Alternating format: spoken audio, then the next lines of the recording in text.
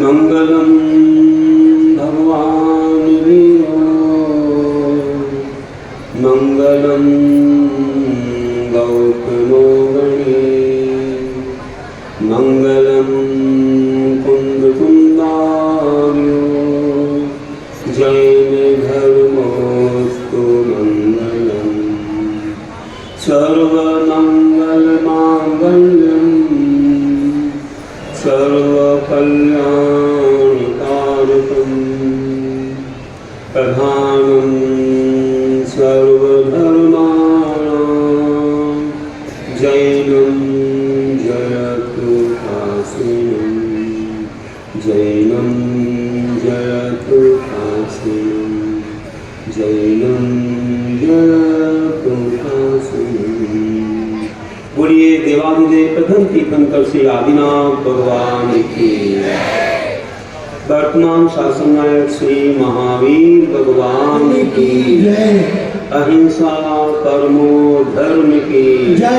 षोडश कारण महापर्व की। आचार्य गुरुवर श्री विद्यासागर जी महाराज की। परम पूज्य आचार्य आर्षभ सागर महाराज की। मुनि संघ की। श्रद्धालु बंधु, आज इस अशोक नगरी में भक्तों का भक्ति भरा एक बहुत बड़ा समुद्र नजर आ रहा है। सबके चेहरे पर खुशियाँ हैं, आनंद है, क्योंकि अभी दशलक्षण और 16 कारण से आपने जो पुण्य का घड़ा लगाकर भर लिया है वह झलक रहा है आपके चेहरे पर, आपके जीवन में। खूब तो दान देते हो, ऐसे दान देते हो जैसे कोई घर में झाड़ू लगाता है। झाड़ू लगाता है, जितनी सफाई की जाती है दीवारी को उतनी ज़्यादा लक्ष्मी आती है, उतनी ज़्यादा आती है। जितनी ज़्यादा आप ये लोभ लालच परिग्रह को कम करते हो उतनी अच्छी अच्छी आपके पास संपदा बरसती है। हम कह सकते हैं कुएं से जितना पानी निकाल जाता है उतनी अच्छी झीलें आती है, नया नया पानी आता है और वो भरा रहता है तो सड़ जाता है। इसलिए आपका विश्वास है, कोई भी बात करते हैं ज़रूर लोग सोच करके और वहाँ प्रारंभ हो जाते हैं और नियम से मन में आ जाता है। देखो जहाँ भी गए, पार्श्वनाथ मंदिर गए तो वहाँ भी भावना पूरी हो गई। ऐसे ही गांव मंदिर गए, वहाँ भी पत्थर लगाने की भावना पूरी हुई। यहाँ समोषण विधान की बात आई, 24 समोषण तो एकदम नाम आना प्रारंभ हो गए। ऐसे ही नियम से जो जो बातें कह रहा हूँ, अभी मंदिर की भी बात कही है, लोगों के मन में तो आ गई है, लेकिन वो अब धीरे धीरे बाहर आ जाएगी, वो भी खाली नहीं जाएगी। सबकी भावनाएं हैं तो पूरी हो जाएंगी।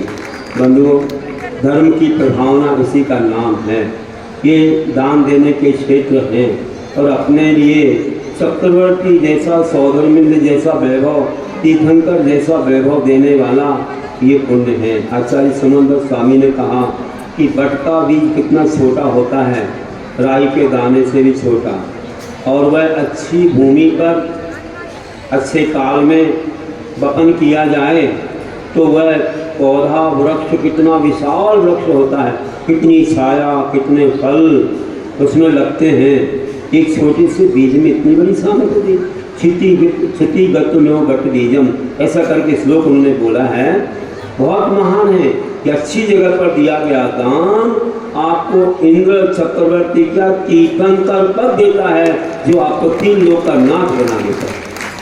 इनको विश्वास हो रहा है जो दान दे रहे हैं, मुझे स्वयं अनुभव हो रहा है कि हम देते हैं लेकिन हम कभी ये अभाव का अनुभव नहीं करते, बल्कि ऐसा लगता है कि कहाँ से आ गया, हमारी पूरी पूर्ति होगी, इतना आनंद उनको होता है। तो बंधुओं, विश्वास की बात है, आप भी विश्वास करें। एक छोटी सी ऐसी भावना, एक गुड़िया आप जानते हो पिसनहारी की मड़िया कैसे बनी। चक्की चलाने वाली महिला ने अपने पेट का पैसा बचाया, डबुलिया में जोड़ा, वो भी चोरी चली। चोरों को नींद नहीं आई, आखिर वापस लाना पड़ा। चोरों ने चोरी का त्याग किया तो उसने वापस लिया, कहा आजीविका तो आजीविका हम देंगे, उसी का पैसा दिया और चोरों ने मड़िया बनाई। उन्होंने चोरी करना छोड़ दिया और उनको हमेशा आजीविका मिल गई, नया काम सीख गए और ऐसी मड़िया बनी कि आज बड़े बड़े मंदिर, वहाँ इतना बड़ा नंदीश्वर द्वीप, इतने बड़े गुरुकुल आश्रम, उस गुड़िया की भावना की महिमा है। आप लोग भी जानिए कि आप भी जो थोड़ा सा भी धन निकालते हो तो बहुत महिमाकारी है, इसलिए कभी दान में पीछे नहीं हटना है, आगे बढ़ना है। धर्म की प्रभावना कैसे की जाती है? आचार्य सुमनदत्त स्वामी ने लिखा है कि अज्ञान तिमिरव्याप्ति मपाकृत्य यथायथम जिन शासन महात्म्ये प्रकाशास्त्यात् प्रभावना, कि अज्ञान रूपी अंधकार जो जगत में फैल रहा है उसको यथायथम जैसे कैसे अपाकृत दूर करके जिन शासन महात्म प्रकाशः, जिन्हें भगवान के शासन का महात्म प्रकाश करना, ये प्रभावना स्यात्, ये प्रभावना कही गई है। तो बंधु, ये प्रभावना कैसी हो रही है? ये लोग महीनों से लगे ऐसी प्रभावना को, और हमारे चाचा मास को दौड़े आए कि महाराज जी दूर है, 250 किलोमीटर दूर आए। 2-4 जगह के लोगों ने, वो भी हमारे पीछे लगे हुए थे, लेकिन हम बखरिया में थे, वहाँ भी एक वेदी प्रतिष्ठा का कल्चर कार्यक्रम चल रहा था और वहाँ आ गए। भावना थी, दमोह वाले भी बोले थे, हो सकता था दमोह जा सकते थे, और भी कई जगह से भावनाएं थी। तो लेकिन इनका पुण्य कितना था, हम 2005 में इनकी भक्ति देख चुके थे, कैसे घर घर में बच्चों की, आवाल वृद्धों की ऐसी भावना है, ऐसी तत्परता, पक्के मुनि भक्त हैं। मुनिराज के बारे में तो ऐसे सब कुछ भूल जाते हैं। आज सुबह 6:30 बजता है, एकदम आ जाते थैली लेकर के, नैपकिन रखे, महाराज जी को पहुंचना है, कमंडल पकड़ने के लिए हमारे साथ जाते हैं। महाराज तो 5 हैं, उससे तिगने चौगने लोग हमारे साथ जाते हैं। निहारी का अच्छे सबसे चर्चा करते हैं, पूछते हैं, प्रश्न पूछते हैं, इतना आनंद उनको आता है। और प्रवचन में देख लो आप, महाराज कुछ तो सुनाओ, जो कुछ सुनाओ आप धर्म ही तो सुनाओगे। हमें विश्वास है, श्रद्धा है कि आपके पास गुरु की वाणी भरी, तीर्थंकर की वाणी, आप सुनाइए, जो कुछ कहेंगे हम सुनेंगे। 4 महीने से यहीं पर प्रवचन चल रहे हैं और कोई प्रकृति नहीं होती इसके बिना, बिल्कुल अपने समय से बैठ जाते हैं। इतनी भावना है, आहार में भी इतनी भक्ति है, रोज इतनी भीड़ रहती है कि महाराज तो कम में 3 चौके लग जाते हैं। हम तो कभी चौके का बोलते नहीं है कि इतने लगाओ, किसने बंद कर दिया, किसने खोले, कभी नहीं कहते। हमारे संघ का स्वभाव, कौन आया कौन नहीं आया ये भी नहीं बोलते, हम तो किसी का नाम ही नहीं बोलते, अपने यहाँ दौड़े आते हैं। ये गुरुदेव की साधना, उन्होंने जो हम लोगों को दिया उसी का प्रभाव, किसी का नाम लेना नहीं आदि आदि, और किसी से आहार आदि कर बोलना नहीं। इस प्रकार जो अपने संघ की चर्या है वो बहुत ही महान है। तो गुरुदेव की कृपा, उन्होंने जो ज्ञान दिया वही आपको दे रहे। हमारा कुछ भी नहीं है, कुछ गलतियां हमारी हो सकती हैं, अच्छाइयाँ सब उनकी ही हैं जो आप पा रहे हो। कितने शिष्य शिष्याओं ने यहाँ आकर के चातुर्मास और बहुत साधना की है। ये क्षेत्र बड़ा पवित्र है, कितने सारे लोग मुनि आरिका बन गए, कितने व्रती बन गए, कितने प्रतिमाधारी बन गए। यहाँ देखो इस सब संख्या गुरुदेव की आशीर्वाद की महिमा है। कितने व्रती लोग अपनी साधना कर रहे, तत्वाश्वरी में गए और जगह गए, हथकरघा में गए, कोई कहीं, बहुत बड़ी प्रभावना हो रही है। यहाँ डॉक्टर भी बन रहे हैं, अभी वहाँ डॉक्टर का भी कोर्स चल रहा है, उसमें भी यहाँ के हैं बच्चे लोग। हाँ हैं, मालूम है। अंदर 2005 में छोटे छोटे बच्चे थे, आज वहाँ पर जबलपुर गए थे तो आए थे सब लोग। बहुत बड़ी भक्ति भावना है। तो ऐसा खजाना है, ये बहुत बड़ा खजाना है। और हमारे गुरु भाई सुधासागर महाराज ने तो ऐसा चमत्कार किया है कि इस प्रकार को अभी सी गोविंद जी खूब अच्छी भावना है, सब लोग जाकर इस शिविर में भी जाके आए हैं, तो ऐसे जाते रहे। मैंने भी कहा था जाओ भैया, घर छोड़ोगे और ज़्यादा पुण्य मिलेगा, नहीं जा पाओगे तो हम तो हैं यहाँ, वही वाणी हम सुना रहे, वही वे सुना रहे, कोई बड़ी ये बात नहीं है। तो अच्छा है, ऐसे महाराजों का आशीर्वाद मिलता रहे, खुश रहें आपकी प्रभावना सुन के। और हम भी जो भावना भाते हैं, सब हमारे गुरु और सब लोग इसी भावना के साथ आपको आशीर्वाद देते कि आपका ये दान या आपका धर्म आगे बढ़ता रहे। पर भावना ऐसी होती, कितना जल सैलाव, सब देख रहे हैं अपने छतों पर से, दूर दूर से पूरा नगर देख रहा है कि ऐसी प्रभावना, इसको देखने के लिए गांव-गांव से लोग आए, कितने नगरों से आए, गुना आजू बाजू कहाँ से, किस किस का नाम लेंगे, किसी का छूट गया तो हम क्या करेंगे, सालोरा से आए होंगे, कोई लोग ईसागढ़ से आए होंगे, भैया पिपरई और यहाँ आरोन और मुगावली और बीना और भैया नाम ही भूल जाएंगे बहुत चंदेरी वगैरह से और भी जगह से, है ना। तो बहुत जगह से, बांदापुर से आए, दमोह से आए, कहाँ से आए, बहुत जगह।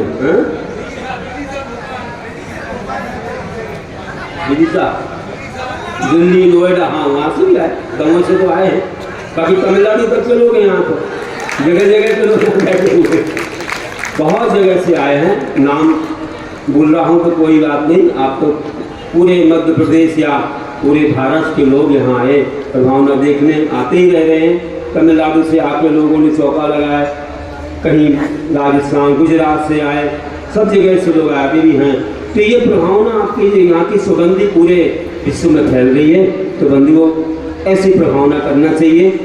ये रथोत्सव है, ब्रह्मांडोत्सव है, ऐसे पंचगणना कहें, वेदिक प्रतिष्ठा है, विधान है, बड़े बड़े ऐसी भावनाएं अपने अंदर आनी चाहिए।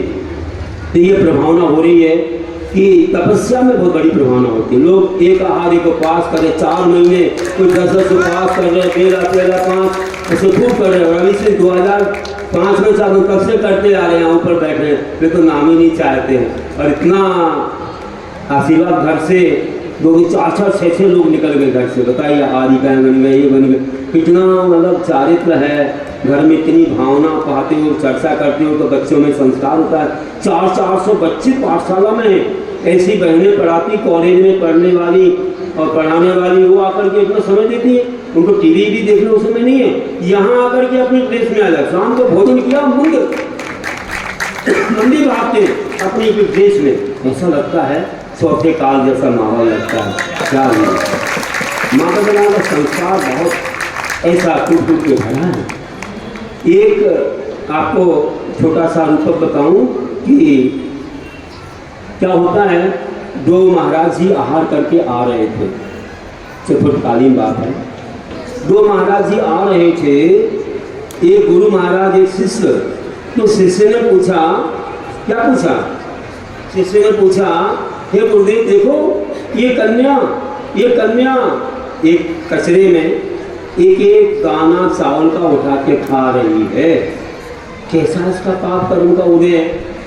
तो गुरुदेव ने कहा, वे प्रत्यक्ष ज्ञानी थे, उन्हें देख लिया था लेकिन ज़्यादा बोलते नहीं थे। उन्होंने कहा यही कन्या, ध्यान से सुनना, यही कन्या इस नगर के राजा की, मतलब देश के जो राजा है नगर में रहते हैं, वह राजा की ये कन्या पटरानी बनेगी, आगे पटरानी बनेगी। एक दाना उठा के खा रही है, तो महाराज ने कभी पटरानी बनी। पीछे से कोई एक भिक्षु आ रहे थे, उनने सुना ही कि पटरानी बनेगी। दिगंबर मुनि के वचन अन्यथा नहीं होते, जो निकल गया मुझसे पत्थर की। उन्होंने उस कन्या को लोभ दिया और अपने आश्रम में रख लिया, अच्छे से बड़ा किया, खूब खिलाया पिलाया, तो जवान हो गई। और जब रग रग में जवानी तो पकने लगी, विवाह के योग हो गई। उसको झुलाते मतलब ये दरवाजे के पास, तो राजा वहीं से निकलता था, राजा की दृष्टि पड़ जाए। और राजा की दृष्टि जब पड़ी तो राजा ने पूछा ये कन्या किसकी है, बोले आश्रम की है। तो इसको अगर रानी बनाएंगे तो क्या करना है, बोले तो आश्रम में रहेगी राजन, ऐसे कैसे दे देंगे, तो तुम क्या चाहते हो, जो चाहो हम देने को तैयार हैं। तो राजन सोचेंगे, विचारेंगे, आश्रम में चर्चा कर लेंगे, फिर आपके पास आएंगे। तो विचार किया, बार बार पूछा तो कहा आप अगर हमारे धर्म को स्वीकार कर लें तो हम कन्या दे देंगे।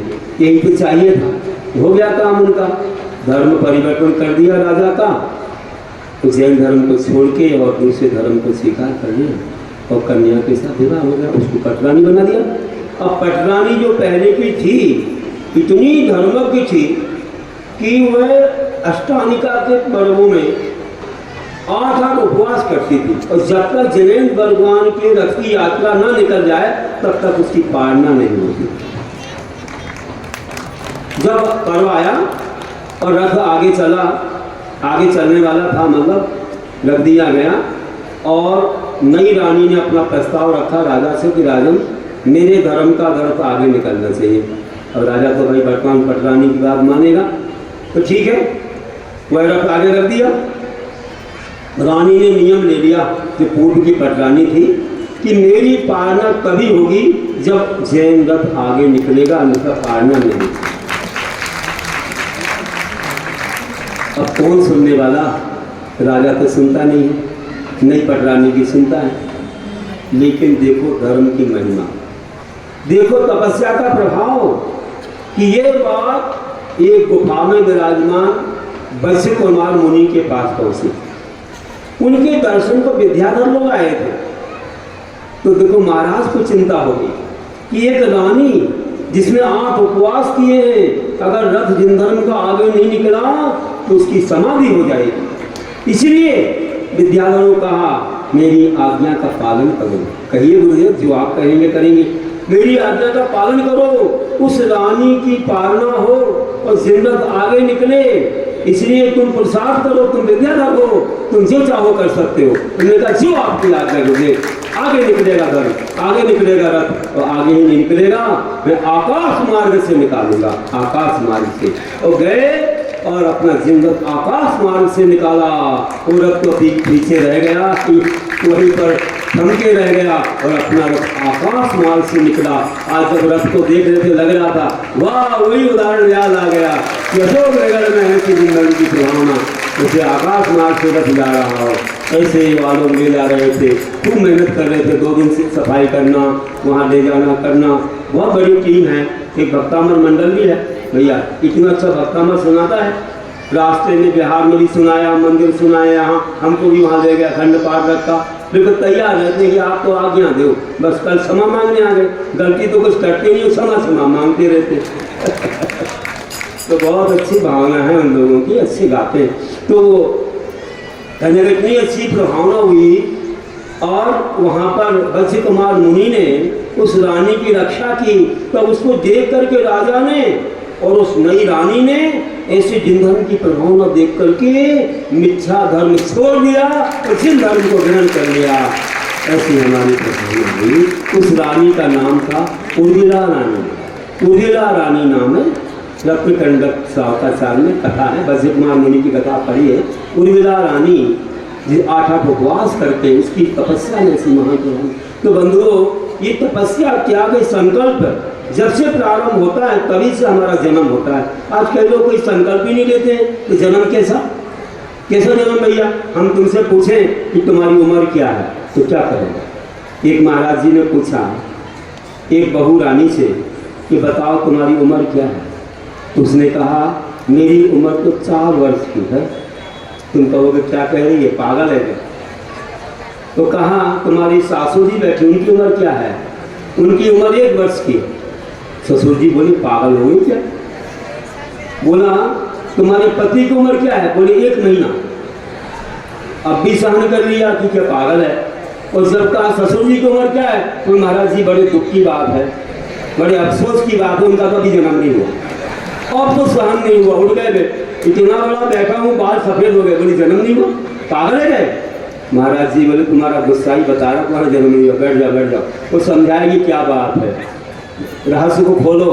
बोला महाराज जी 4 वर्ष पहले हमारी क्या हालत थी, हमें नहीं मालूम था कि क्या सम्यक तो क्या मिथ्या, क्या बीतरा क्या शराब। कहीं पर भी ये नारियल फोड़ देते थे, कहीं पर भी नमन करते थे, कहीं पर भी आरती घुमा देते नहीं।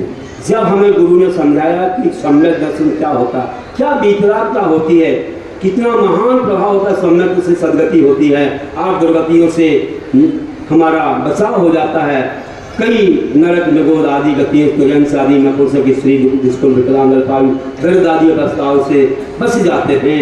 सम्यक दर्शन सुद्धा नारक त्रिंग नपुंसक पानी दुष्कुल विकलाल पाल दरिद्रम से रजन की नापटिका, ये समन गदाचार्य ने कहा। तो ऐसे बचाव होता है और ऐसे बचाव से इतनी बड़ी महिमा होती है, इसलिए इस सम्यक दर्शन हमें धारण करने से उसको धारण कर लिया। और उन्होंने कहा कि रात में नहीं खाना है, हिंसा होती है, जैन धर्म का एक चिन्ह है, नियम है। और उन्होंने कहा छान के पानी पीना चाहिए, कितने जीव होते हैं एक बूंद पानी में। उन्होंने हमको और भी कई चीज़ें बताई, पूजा अर्चा सबका हमने नियम लिया। और महाराज तब से मेरा जन्म हो गया और मैं सच्चे जैन धर्म का पालन करने लगी। तो मेरे लिए 4 वर्ष हुए और मैं घर में आई तो सास की हालत वही थी, लेकिन इतनी सरल स्वभावी सास थी, इतनी सरल स्वभावी सास है, मैंने जो कहा उन्हें सास स्वीकार किया। धन्नो कुछ भी अभिमान नहीं है, बताओ बेटी बताओ, अच्छा है तुमने मुनिराज से धर्म से मुझे बताओ। और उन्होंने 1 वर्ष से पालन शुरू किया तो उनका भी जन्म हो गया। 1 महीने पहले आप आए, आपके दर्शन को आना था, पति को कहा दर्शन को चलना, आहार भी देना है, तो आप भी कुछ नियम पालिए। हमारे पति ने सब शुरू कर दिया। बेबी बीच रात को पूजने लगे, बेबी रात में नहीं खा रहे हैं, छान के पानी पी रहे हैं और सब नियम पाल रहे हैं। उनका जन्म 1 वर्ष हुआ, 1 महीना हो गया। और अभी ससुर जी को समझा रहे हैं, खूब समझाते हैं, लेकिन पल्ले नहीं पड़ती बात, चिकने घड़े के समान है, कुछ भी असर नहीं हो रहा है। और अभी ऐसे मलते भी हैं, अब जानते हो ना ऐसे मलने में क्या होता है। हाँ, ऐसे पकड़ते भी हैं। 3 लाभ है भैया इसमें, 3। एक तो उनके बाल सफ़ेद नहीं होते, ये घर में चोरी नहीं होती, और तीसरा खांसी, ये दूसरे का है बताओ। और वे जो है क्या नहीं होते हैं बताओ, याद आ रहा नहीं आ रहा। एक तो बाल सफ़ेद नहीं होते, एक घर में चोरी नहीं होती और एक हाथ में लाठी नहीं आती। इतने लाभ हो, क्योंकि खांसी आती है तो चोर भग जाते हैं, और हाथ में लाठी आ नहीं पाती, बाल सफ़ेद नहीं हो पाते, और यहाँ से कितने लाभ होता है। निकोटिन पॉइजन होता है, अपने आप स्वाहा हो जाते हैं, कैंसर हो जाता है, चले जाते हैं। ऐसे लाभ हमको नहीं चाहिए। तो समझ गए आप बात को, इसलिए छोड़ देना चाहिए। जीवन को जानलेवा चीज़ है, तम्बाकू के कभी भी कोई भी वस्तुएं नहीं खाना चाहिए, अपना जीवन चला जाएगा। तुम्हारा जीवन राष्ट्रपति से ज़्यादा कीमती है, उनको नहीं मिला जैन धर्म जो आपको मिला। बंधु आती है जो गधा भी नहीं खाता वो खाते हैं लोग, क्या मतलब है, क्या फायदा है। आप 2 लौंग चला के ठूक दो, आपकी तलब दूर हो जाएगी। और अच्छी सिकी सौंफ खाओ, अच्छी सुगंधी आएगी, नहीं तो कोई पास में तक नहीं बैठेगा, थोड़ी में मुख नहीं खोलेगा। और अगर थोड़ा हो गया छाला तो साल 6 महीने में आउट हो जाओगे। ऐसे परिवार को तड़पते छोड़ जाओगे। नहीं, साधु के पास भी आ नहीं पाते, अच्छे लोगों के पास बैठ नहीं पाते। आज नियम करो, ऐसी वस्तु का कभी सेवन नहीं करेंगे। हम लोग छोड़े 10 उपवास करें तो मरण नहीं हुआ, तुम्हारा क्या हो जाएगा, कुछ नहीं होगा। इसे छोड़ देना चाहिए इस वस्तु के लिए। तो बोल रहा हूँ कि नियम ले लिया हमारे सब लोगों ने, लेकिन अभी ससुर जी नहीं सुधरे महाराज। तो ससुर जी का सिर नीचे हो गया, बोले जरूर आज बात पकड़ में आ गई। और आज से मैं गुरु से कहते हैं आज मेरा जन्म हो जाए, आज से मैं बीच रात को भजूंगा, रात में नहीं खाऊंगा, सना पानी पीऊंगा, और मैं नशीली वस्तु का सेवन नहीं करूंगा, रोज बीच रात को नमन करूंगा। ऐसे नियम उनने ले लिए, उनका जन्म हो गया। अब यहाँ इतने लोग बैठे हैं, बताओ भैया, प्रभावना करने तो आए हो, तुम्हारा जन्म हुआ कि नहीं हुआ, हो गया कि नहीं?